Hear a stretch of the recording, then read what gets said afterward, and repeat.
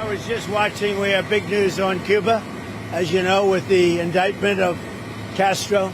So a lot of people have suffered very big, very at levels that few people would understand. And I think the Cuban population of Miami and certainly beyond Miami, people that came there that were decimated, whose families were ruined, appreciate what the Attorney General just did today and was just doing now. He's just watching it. So we have Cuba on our mind. Very important. It's been a lot of problem for a lot of years, and this was I think it was a very big moment for people that, not only Cuban Americans, but people that came from Cuba, that want to go back to Cuba, people that want to see their family in Cuba.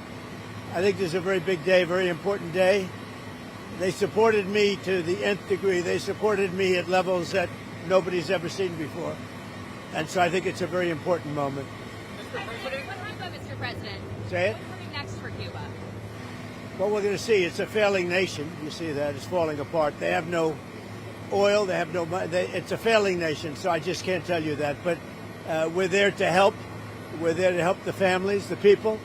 And again, a lot of those people are related to me in the sense that I've had such a great relationship with Cuban Americans. They supported me at a 94% level. That's a pretty good level. And their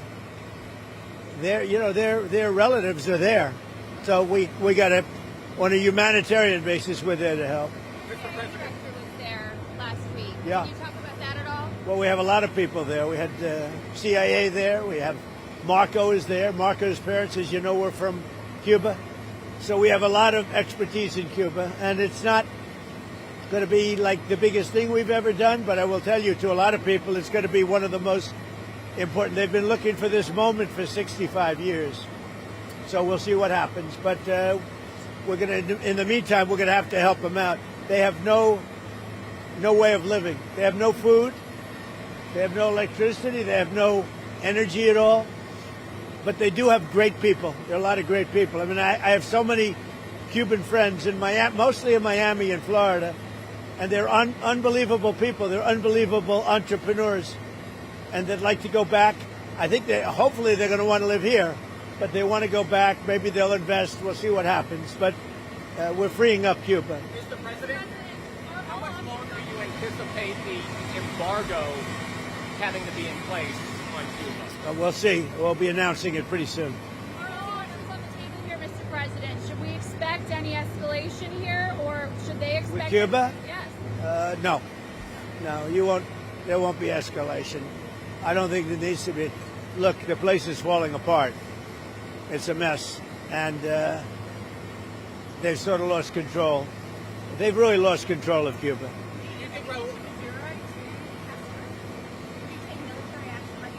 I don't want to say that. Mr. President, Gavin Newsom is on Capitol Hill today. He says that he doesn't think J.D. Vance has what it takes to come after you.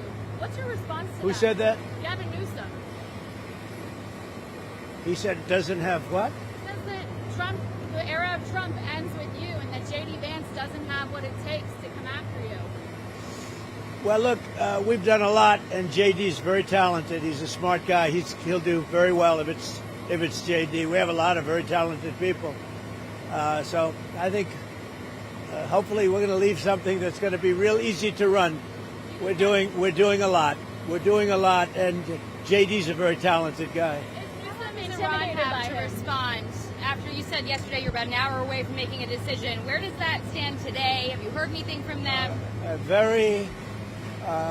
right on the borderline, believe me. If we don't get the right answers, it goes very quickly. We're all ready to go. We have to get the right answers. It would have to be a complete 100% good answers. And if we do, we save a lot of time, energy, and lives, most importantly. How long will you wait? Could go very quickly.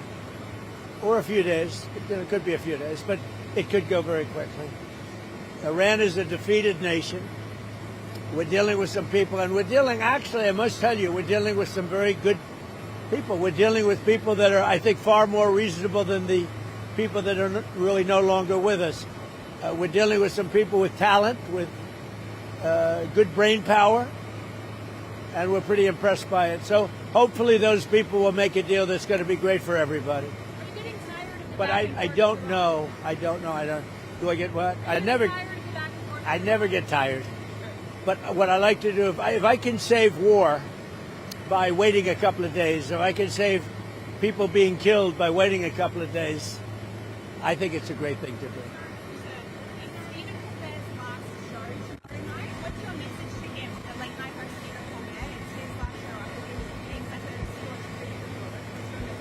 a I'll have a message at a later date. Okay.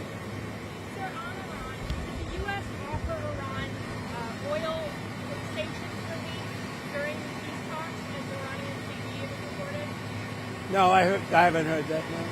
I'm not doing any relief until they sign an agreement. When they sign an agreement, we can get that place built up again and have something that's really a good country for the people. But no, we haven't offered anything. What's the message to American families who are scared by the rise of AI? They're worried that their kids are not going to be able to have jobs someday because AI will I'll tell you, AI has been amazing because right now we have more jobs, more people working right now in the United States by far than we ever had before. And outside of the war, and I assumed the economy was going to go down, the stock market would go down 20-25%. It's actually up. The stock market is higher now than it was before I started the Iran situation. And on the Iran, I had no choice because they were going to have a nuclear weapon. We're not going to give them a nuclear weapon. But that's going to end soon, one way or the other. Oil is going to come tumbling down. There's so much oil. We have 1,600 ships in the Strait that are loaded up with oil that are going to be coming out very soon. So we'll have to see. But the military has been unbelievable. The blockade has been infallible. Not one ship has gotten through the blockade. 37 have tried. They all wish they didn't. Can you tell us about your call with Erdogan?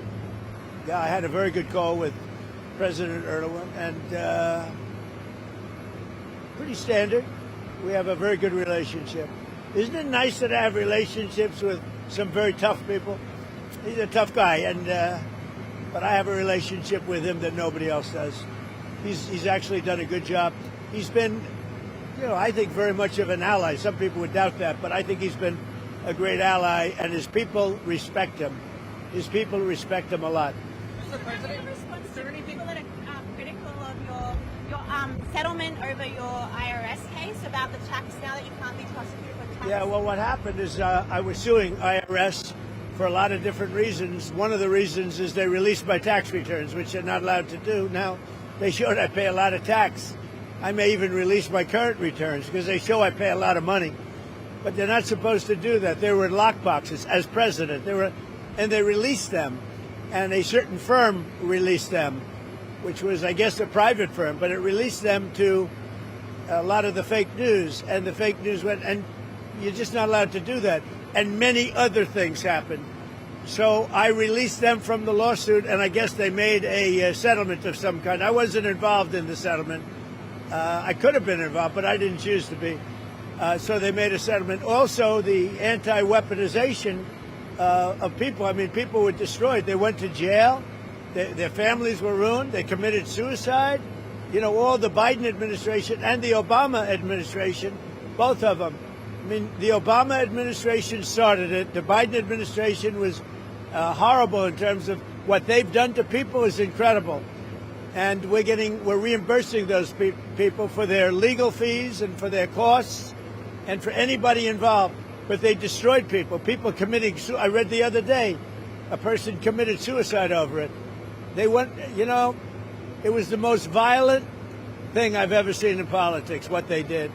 And yet if I say, let's look at this one or that one, they say weaponization, weaponization.